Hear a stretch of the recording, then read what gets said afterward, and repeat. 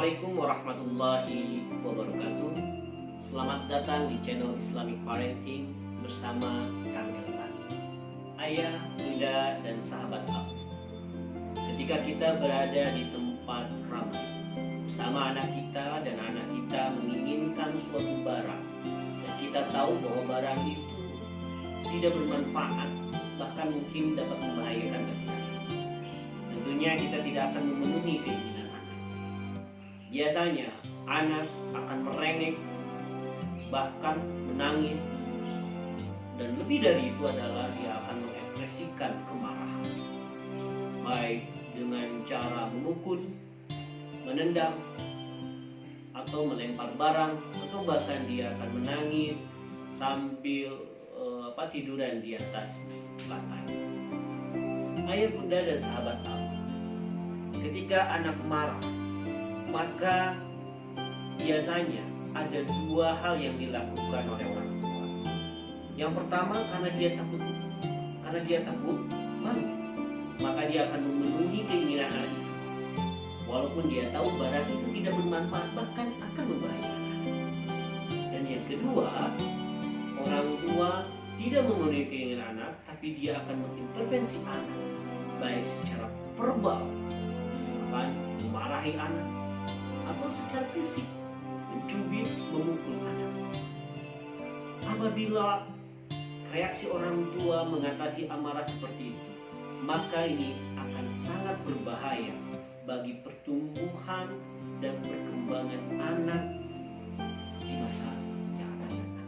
Ayah, bunda, dan sahabat Aun, hari ini saya akan berbagi tips tentang bagaimana mengatasi kemarahan pada anak usia dini. Kita marah, maka yang pertama yang harus kita lakukan adalah jauhkan anak dari tempat atau orang yang menyebabkan dia marah. Itu yang pertama. Yang kedua,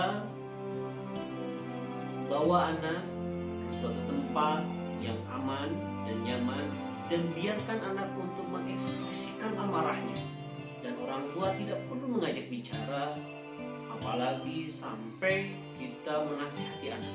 Biarkan anak mengekspresikan amarahnya. Orang tua hanya mengawasi, jangan sampai dalam mengekspresikan amarahnya anak membahayakan diri atau merusak barang-barang yang ada di sekitar. Oke. Kemudian yang ketiga, setelah anak tenang, kemudian dia sudah puas melampiaskan amarahnya dalam bentuk tangisan ataupun apapun ekspresinya, selanjutnya beri anak minum, karena dengan minum akan menyejukkan, akan mendinginkan suhu badan yang meningkat karena amarah.